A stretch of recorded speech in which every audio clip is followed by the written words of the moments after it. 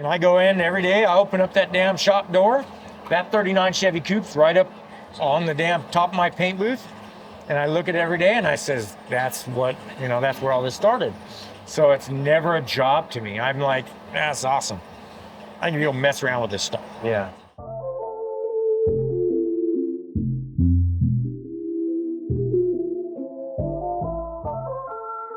Welcome to Adams Polish's Shop Talk podcast.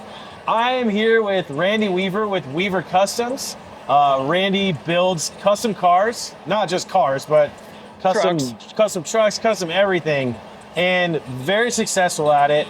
I respect the hell out of this guy, and I respect the hell out of you and your family. Sydney runs our events. She is amazing. I've known you guys for a little while, and I've been around it, but I've never had a chance to sit down like this with you and talk about it, and just, which is awesome. Yeah, I mean, to sit down and talk about this, and and just understand. I want to understand more about the custom structure, car world and the foundation, everything that the bones that go behind all this. It's a big operation. Yes. So, introduce yourself and just tell me a little bit about what you do. You bet. Well, I'm Randy Weaver. Sid and I own Weaver Customs in West Jordan, Utah. And we build high-end custom hot rods. And that's our everyday life. I've been doing it 25 years. Oh, wow. And I started from literally nothing. I mean, we were very, we weren't well off. I mean, we were, before I met my wife. Yeah. I was a ranch kid. I mean, I was a cowboy growing up, still am a cowboy. And, I rode horses. I rode buck and broncs for $5 a ride. But I had this vision in my head. Oh, yeah. In high school, a friend took me out to the desert and says, I know where a 39 to 40 Chevy 5-window coupe is at. Yeah. And I'm like, oh, and any old car just struck my interest. Yeah. So he says, we'll take you out there. And this kid, this guy was he's probably like 50 years old that time. And we went over, and over the edge, there was a 39 Chevy Coupe tipped up on its side, shot full of bullet holes. Oh, they used it as a dumpster. They burned stuff in it. And I fell in love right there. Really? And to that day, I still have that car. You still have that car? That's my first car. No way. That is so cool. Yep. And so from that point on, that was the staple. I was like, oh, I'm hooked. And this is in Grand Junction, Colorado? Delta, Colorado. Oh, Delta, Colorado. Yeah, Western Slope. Okay. So yeah, I mean, it was amazing. So I says, oh, I got to build this car, and it was just, I had no money at that age. I mean, everybody was broke, and they just, it was just a working class type family. Yeah. So I already knew how to ride horses and buck and broncs and all that. So that's what I did. $5 a head, $10 a head. They'd have them lined up, and that's hard on your body, and that's probably why I'm kind of crippled up now. Yeah. But so when you say road bucking broncos, is that like to break them? So you're breaking horses? Breaking horses. Oh man, that is not easy. Because I come from a show family, that raises and trains show horses. You rode this morning? Correct. I've rode every day this week. Yeah.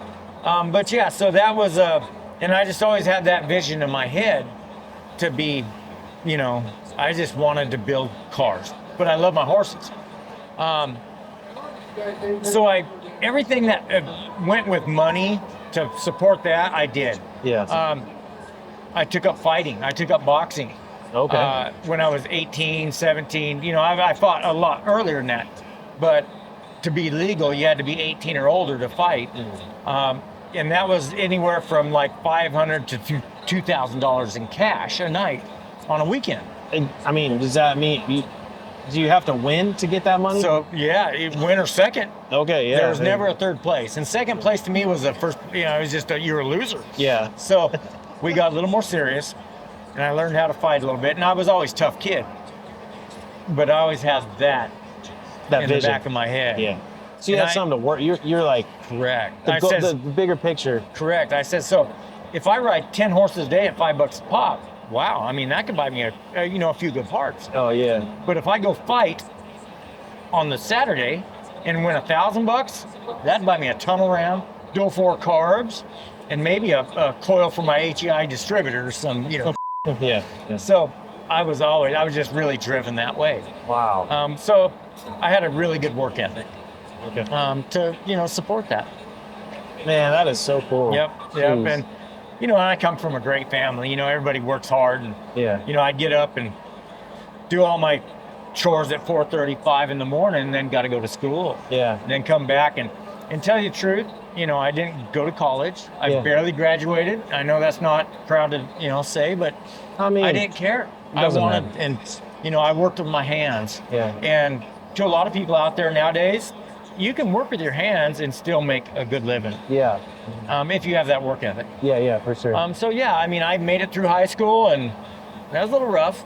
I think they kind of gave me my freaking diploma to get me out of there, right? Yeah. But I got out of there, but I knew I wanted to do this. Yeah. So what car did you drive in high school? Oh man! So I drove my '39 Chevy. I actually finished that right after high school. Okay. I worked on it, but I had a '68 Chevy C10. Oh, really? Oh, And I had a man. square body dually, a 76. That was really cool. But it wasn't really badass. It was just, I was a broke kid. Well, but you were like, because you're still building those cars back then, right? It's like still a learning But I process. wasn't doing it for customers. I was just doing Yeah. it for myself. But that's you were It was learning. my hobby. Yeah. And I didn't have a shop. I worked out in the dirt. Dead of winter, I'd get on my coveralls. And my twin brother and I, we were just diehards.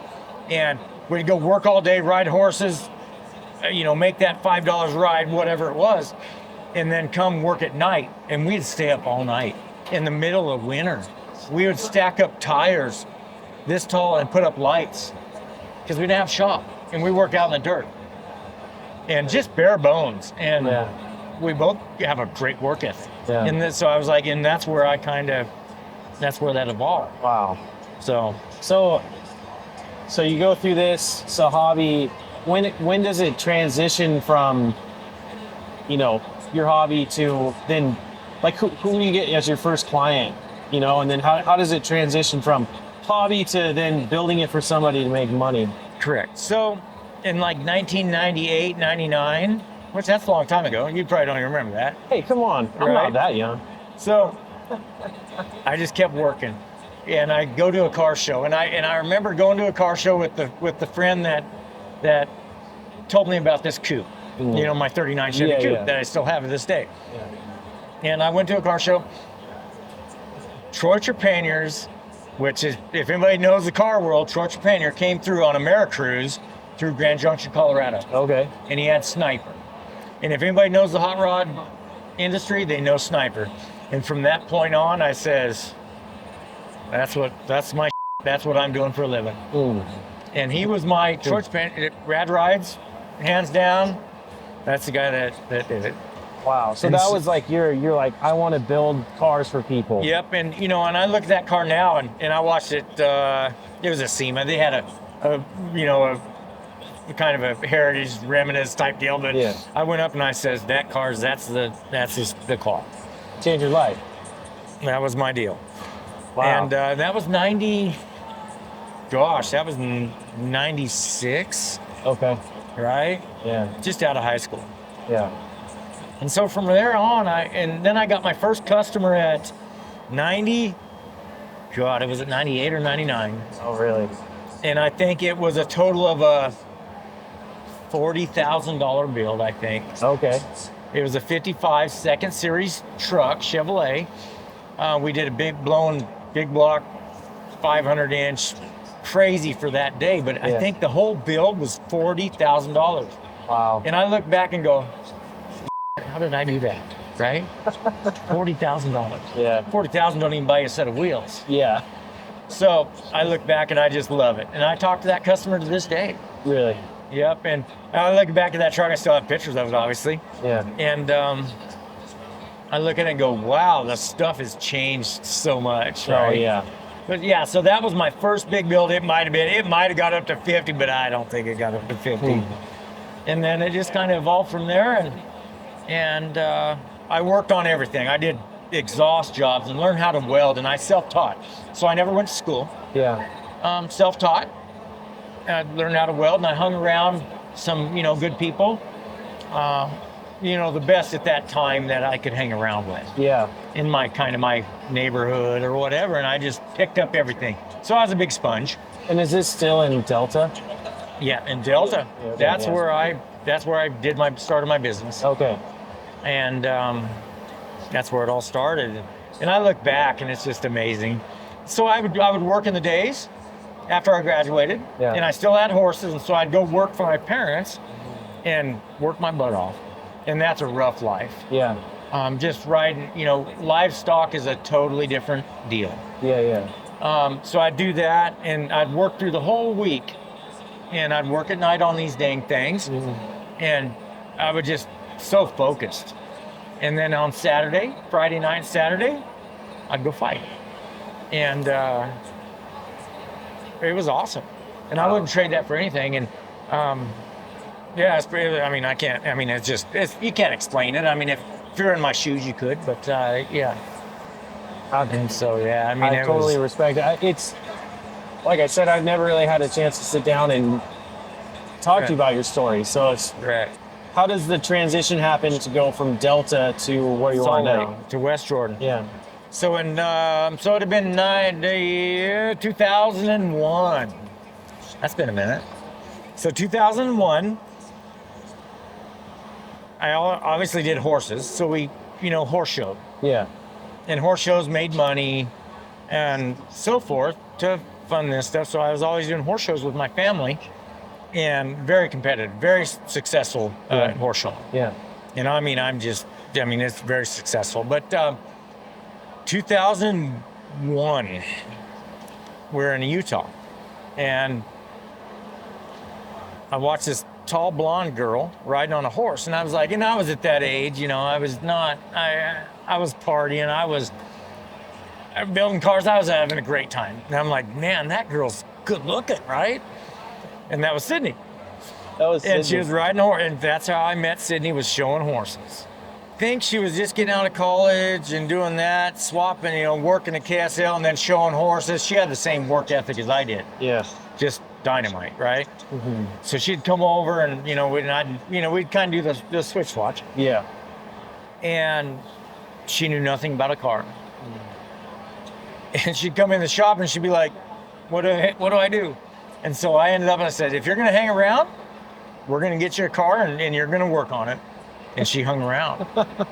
And so I bought her a 53 Chevy 4-door Bel Air. Oh, geez. I went through a field of a friend of mine's and he says, anything out there, $500 you can have. So I went through and popped all the hoods, and if I could turn that motor over and maybe pull the dipstick, see if it had oil in it, yeah, I knew it'd run. Yeah. It wasn't seized up. So I'm like, I bet you I'd over. Anyways, that was the car, and it ran like a champ. I got it home, and it was a 3-on-a-tree, and she learned how to drive it. Never knew how to drive that. Really? Never knew how to drive a clutch. Oh, jeez. So I taught her to drive a 3-on-a-tree, Oh, man. And we went to car shows and all that stuff. And the interior was just hashed. Yeah. And she says, we threw a blanket over the seats. And I'm like, you know what? Maybe we should do some kind of interior. Maybe you should just go to Walmart and buy something. And she went there and bought cheetah print interior, fabric. The headliner was cheetah print, the seats, the door panels, and she glued it all on, did everything herself. That's amazing. And I'm like, yep. And so that's where that started. That's cool. And from that point on, I built her a few cars, obviously, but now she can tell you that freaking 56 Ford, this 48 Power Wagon. Yeah. She'd be like, yeah, that 63 split window Corvette. Yeah. She'll tell you all of it. Yeah. And that's what's helped, excel, the Adams polishes. And, it's just, she knows what the heck she's doing, right? So, yeah. So that, did she build that car during that 9 years? Oh, yeah. No. I built her a few cars in that 9 years. Oh, okay. And then after 9 years, then you moved to Correct. West Jordan. I wasn't married. Yeah. So, and I was still, thank God for her, I was still in my partying stages, right? Yeah. I mean, if I made money, I was spinning as fast as I could grab it. Okay. Where I go, car shows, out every night, just, and so she kind of wrangled me in. Yeah. And her business side of things is impeccable. So I'm like, all right. So she started, and I'm, she had a lot to work with because I was no easy task. Yeah. So thank God for that. So she started wrangling me in and doing my books. Yeah. Thank God. Holy Hannah. she was like, had a heart attack when she did my books. She was like, oh my God. Because I knew nothing. Yeah. I barely graduated high school. Yeah. But I knew how to work with my hands. Yeah. But yeah, she wrangled me in, started doing that stuff. 9 years. I had to start separating the horses for a living. I had to make a choice, cars or horses. Yeah, yeah. I couldn't do both. Yeah. So that's when I says, you know what, I'm doing cars, I'm getting married, moving to Salt Lake. Yeah, okay. And got away from the partying crowd, stuff like that. Yeah, which was awesome. help you focus a little bit more? Oh, I would never be anything without her. Yeah. So I mean, it's like, pack up, move everything. I had a lot of to move. So I was like, yep, move everything out. And Salt Lake, I've been there 12 years now. So Oh, wow. I married her in 2010. So Wow. So tell me about building a car. So, I think we were kind of talking about this a little earlier, like car builds come in all different shapes and sizes. There's different approaches. What's your approach when it comes to building? Like this is, you built this power wagon here behind us, right here. What's your approach at building something like this, or a car for a client? So, first of all, a customer comes to me and they say, I have a 56 Ford or a 48 Power Wagon. I aim them, my goal is it's always an investment. In the end game, you're going to get bored with that car or truck. Maybe not, but I always think as an investment, so I'm looking at that. I'm looking at style. And I go through that with them. I'm like, okay, so is this your forever car? And they're like, well, maybe down the road. And right there it tells me that thing's going across the block one day. Yeah. So right there, we're going to pick the right color combo. The customer's not going to pick it because I'm not saying bad, but maybe sometimes they pick the right color combo. Yeah. But sorry, but yellow is not going to sell. Yeah. Right? You know what I'm saying? Yeah. So I look at that. I look at the whole style, the overall picture. Yeah. So that's my first thing for a customer car. And then, they have, a lot of customers have if it's been in their family a long time. Yeah, yeah. But still, so I try to keep that in there with that. I don't take the whole DNA out of the damn build. Yeah, yeah. So I really focus on that, but I put because I've been doing this a long time. Yeah. And I know what's in, I know what's out, and I know what's going to be in, and I know what's going to be out, right? Yeah. So it's like 10 years, that thing ain't going to do worth a damn. So Yeah. I've just learned over the years. So I implement that into all that. Yeah. And then we go from there. Good foundation, and then everything else that's, sky's the limit. Yeah, for sure. And is there, do you create renderings or anything like that? Yep, we do renderings. Okay. Yep, renderings, designs, all that stuff. And do you draw that stuff, or do you have? I don't draw. If I drew, it would look like Fred Flintstone with square wheels. It would. Yeah, for sure. I mean, that's the truth. I mean, that's so everything's out of my head. So you have to sit down with somebody and Correct. Yeah, okay. Correct. So I mean, that's interesting. I didn't know that. I wasn't sure how that worked. I do not draw one lick. So everything's out of my head. That's so funny. And then when you're doing the builds, because you do everything like metal, everything's metal work, right? Correct. Yeah. Yeah. Metal, and then get that metal as close as possible, and then go to your body work. Fit your doors, fit your fenders. The basics of a good hot rod builder. Mm-hmm. All the welding, all the stuff that comes with it. Yeah. But it starts from good foundation, chassis, suspension, stuff like that. Yeah. Okay. Give me your typical work week. Yep, 7 days a week. If I'm in town, if I'm not, I still show horses, so that's still my hobby. And fortunately, I'm able to go do my hobbies. Yeah. Right? So my normal work week, it's no less than 12 to 15 hours a day, Jeez. right? And that's not, 12 hours a day, that goes by pretty quick, I mean, and I love what I do. And that's probably but I grew up with a great work ethic. And Yeah. I mean, do you even keep track? oh yeah, I keep track. Oh, okay, yeah. Oh yeah. I wasn't sure if it's like Sydney's like, hey, like, Nope, I time to keep go. track of everything. And yep, 12 to 15 hours a day, and that'll be longer. I've done 20 plus hours a day on crunch builds. Yeah. But a successful business guy or a shop owner got to put in that time. You're not going to come put in 8 hours a day, put your hand out and have handed to you. You're just not gonna. So you have to put in that grind. Yeah. And thank God for the way I was raised. So then, typical work week. So 7 days a week, 12 to 15 hours or more a day.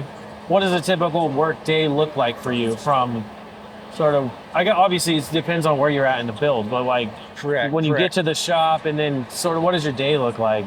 So my day, I come in, my cup of coffee, and turn on the heater and turn on all the lights, obviously, all this little and the project I had that I slept on all night, because I sleep on this stuff all night. I'm like, okay, I got to do this tonight to get this done. Whether it's that, putting this door handle in, Yeah. fitting these gaps, Yeah. suspension. So I have that all scheduled in my head before I even wake up. Yeah. And it's probably not the most healthiest thing, because my night sleep's probably not the best, Yeah. but that's my work day. I go and I focus on that project. And is it really like, are you focusing on the things that help you like move forward Correct. with it? Yeah. And if I struggle on something, like say that fender on that truck does not fit, Yeah. or this truck, whatever, if I struggle on it more than 2 hours, I'm on to the next. Oh, okay. Like, okay, I got to fit that door, because that thing, and I'll come back to that Okay. and start with fresh mind. Yeah. And that seems to help. But yeah, don't sit there and grind on that one fender Yeah. when it's not working. If you're fighting your head and mentally, get the heck out and go do something else. And then you can do the big circle, and you come back to that and you're good to go. Yeah. Oh, that's cool. So Okay, so here's a question. Why do you build cars? Like what is it? I know you love it, but what is it really that captured that passion, and why do you do it? Why you're spending so many hours doing it? What is it that drives you to do that? So it started when I was young, when I walked over that damn hill, and I can even back up from that. So my dad bought me a 1951 Chevy truck, little half ton. Yeah. And that was my very first truck. I still have it to this day. That is kind of what, I could work with my hands, right? And back then they didn't have, and I say back then like it's back in the 30s, but I didn't have this, Yeah. right? I didn't have a computer, but so I learned to work with my hands, and that's what taught me to love what I do today. Yeah. And now I've learned to make a living out of it Yeah. and be very successful and come in here and meet people. That's awesome. Yeah. And see other builders and other great builds and just soak up all that stuff. And I think that's kind of where that's at, Yeah. and it's bare bones. I mean, it's pretty much these right here.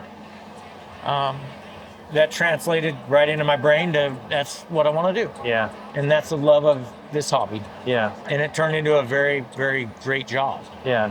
And I go in every day, I open up that damn shop door, that 39 Chevy Coupe's right up on the damn top of my paint booth. And I look at it every day and I says, that's what, that's where all this started. So it's never a job to me. I'm like, that's awesome. I can go mess around with this stuff. Yeah. And I get paid for it. Well, and it's also a great community. It's Like, awesome. like obviously you get to do the builds and everything, but then it's like when you're out here and out on the road at the shows, it's like, because I've gotten to hang out with you guys and some of these other friends you have that build custom cars. And it's just such a great time. Humble people that just love life. Yep. A lot of car guys are very humble and very down to earth. And, we do Hot Rod Power Tour every year. And And that's the baddest ass car show in the world, the biggest rolling car show in the world. You get to meet all the different kinds of people. Yeah. And that's just so awesome. But yeah, the people are a lot of it. Yeah. You know, and you meet good, you meet bad. You know, you learn to define good and from bad and rock and roll. But yeah, we're pretty fortunate. Yeah. You know, and thank God for my wife. I mean, Sydney, I know how to do this, and I'm great at this, and she knows how to do the stuff I'm not good at. And so it's a good combination, and I wouldn't change it for anything. So talk to me about the metal fabrication, the process, and how do you take your vision in your mind and then put it into like the fabrication, the intricacies of the fabrication? Talk to me about that. Correct. So when I sleep on this stuff every night, you know, I'm like, okay, I know I have to chop this top or move this body panel. You know, if I have to take a quarter of an inch or, you know, 1 inch or out, you know, or whatever, I sleep on that. And then I come back in the next day and start with, I do a lot of masking tape, a lot of drawing. Okay. You know, that's so I like do creating this, like where you want to shape it. Correct. Or where I'm going to cut. Yeah. Or the actually curve. So if something has a curve to it, you know, I'll tape it off and see where I want it. And then visualize that and go from there. And it starts from bare metal. So from sandblasting, as soon as I get a project, it goes right to the blaster. You know, media blasting. And they take it down to the foundation. Yeah. Because a lot of these rigs, they have 10 coats of paint, they have Bondo, they have rust, and there's no way to know what's under that until you strip all that down. Yeah. So that's our big deal. So we strip it all back down, and then that's where we go to work and tape everything off, do all my drawing, and just visualize everything that needs to be done. Talk to me about the tree stump that's in your shop. Tree stump, oh, the big old cottonwood tree. So she's about that tall, burnt down cottonwood, and that is for my panel beat.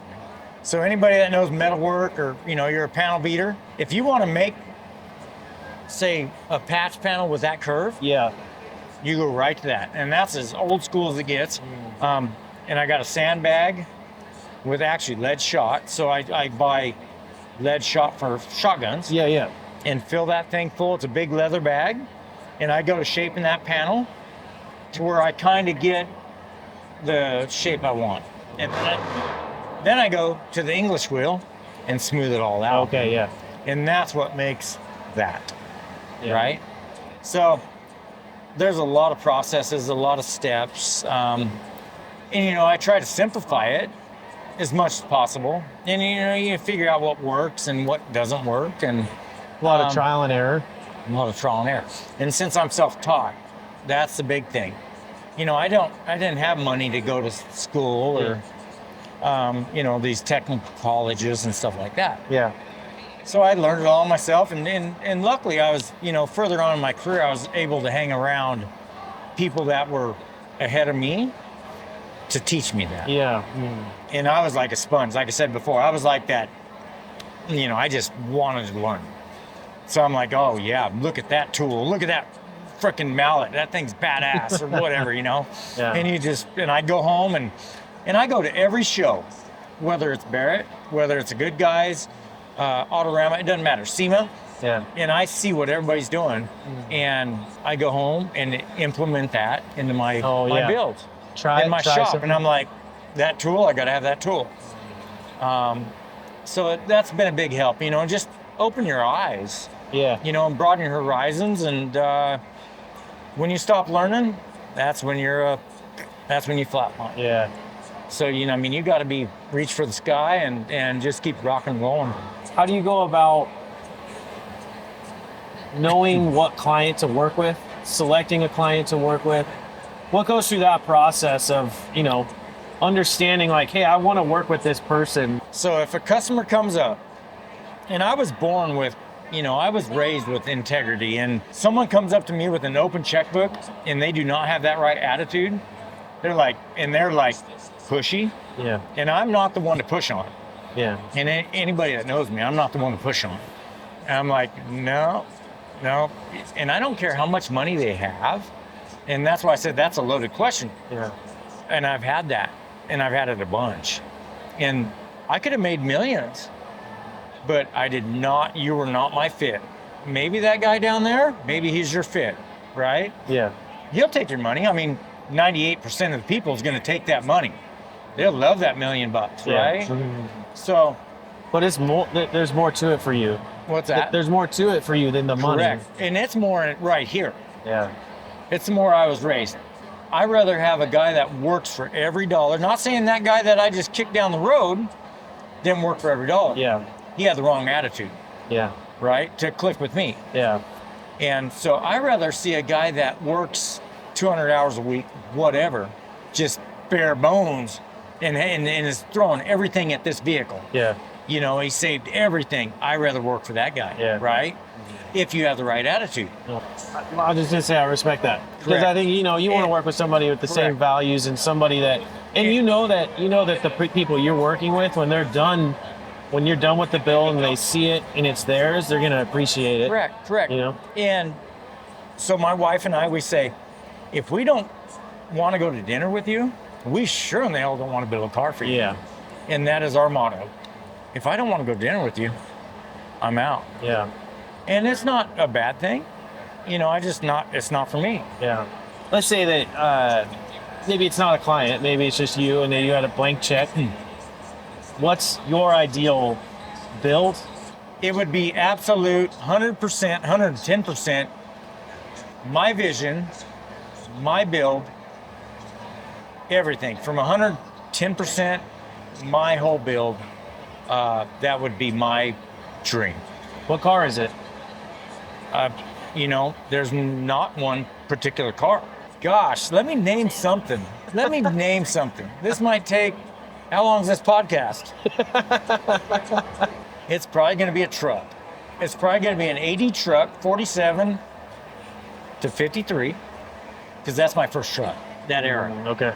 It's probably going to be that truck. And the sky's the limit, you know, 3 mil truck, whatever it is, which is, you know, standard by today. Yeah. It's probably going to be an 80 truck. And then What color is it? No metallic, going to be flat color, white or gray. Yeah. Yeah. And, you know, I do have a truck coming up. It's a freaking 1950 Chevy 5-window 80 truck that is insane. And my customers out of Texas, they're awesome. They let me kind of do everything I want. That's cool. So that one's really close. Awesome people. But it's going to be probably a Chevy truck. Okay. Yeah, sit down and get down and dirty and let it rock and roll. That's cool. Yeah. Explain that process of how you gain new clients. How do you're like you said, you kind of go around to different shows. You're doing a little bit of research, but also it's a way to promote your builds. It's our business card. Yeah. So explain your kind of business model, I guess, would be the best way for me. So we show coast to coast. Yeah. New York, California, all the big shows. We'll promote whether it's a customer car or our own car. Yeah. That's our business card. And Barrett-Jackson has been our best deal for our business card, hands down. So like this sits here, is going to go across the block. Yep, Saturday night. People see that and then they come to you and say, correct. I've met a lot of people at this show, and most of my business comes from this show. Barrett-Jackson is sort of it's like a destination. Correct. It like it's brings people from everywhere. It's a bucket list deal. Yeah. And you know, I had a customer, it's been 4 years ago, I had a power wagon I sold, and Full Metal Jacket. Yeah. FMJ. And he came up, and I talked to a lot of people. And I'm so lucky I met this fella. I mean, such a great guy. Yeah. And he came up and he says, I'd like to build a truck with you. And he didn't even know me. He didn't know my name. And I'm like, well, okay. You know, I talked to a lot of people. I'm like, well, I'm Randy Weaver. Nice to meet you. And he introduced himself, and he says, I'd like to, build a truck with you. And I'm like, okay. And I'm like, there's kind of an expensive hobby. Yeah, yeah. And I'm not being rude or anything, but Yeah. it's a rich man's game. Yes. And by hands down, that customer, that guy is the most awesome person you'll ever meet. Yep. So Monday morning, my wife and I were driving home in the winter. I mean, it's wintertime, heading back to Salt Lake City. And the customer calls and he says, when do you want that truck? And I'm like, okay. And he says, there'll be a check taped to the dash. And that's when I told you. And by God, a week later, there was that truck and a semi-truck trailer and check taped to the dash, and a great build, great high dollar build, and just the most down-to-earth fella. And that's how that showed up. And that's a weird deal because most people want to vet everything. They want to, and I've had those customers. Yeah, they want to be a part of feel like they're a part of the process. And this customer never, he gave you his full trust. He did. He gave me full reign. So he said, to have all your reign and do what you want. But the only stipulation is he wanted it blue. And it's been in his family. That truck's been in his family for since he was little. Oh man. And so that right there was it's pretty cool. He'd call and I'd send him pictures. I'm great at sending pictures to customers and whatnot, but he's like, nope. He's like, just I'll see it at SEMA. And when he came in, when we met, guy was ecstatic. I mean, the customer was just ecstatic. Yeah, what was his reaction when he saw it for the first time? He cried. He cried? Yeah, he had a tear in his eye. And I don't blame him. I mean, this damn thing's been in his goddamn family for freaking ever, right? So, and I'm like, yeah, right there. So I finished it up after SEMA and took it home, and he drove it home from Salt Lake City all the way to Missouri in the wintertime. He drove it. Oh my gosh.